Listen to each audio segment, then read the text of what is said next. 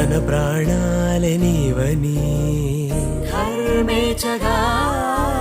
తన మనసంత నీదని అర్థేచగా తన వలపంత నీకని కామేచగా అవధులు లేని ప్రేమకై మోక్షేచగా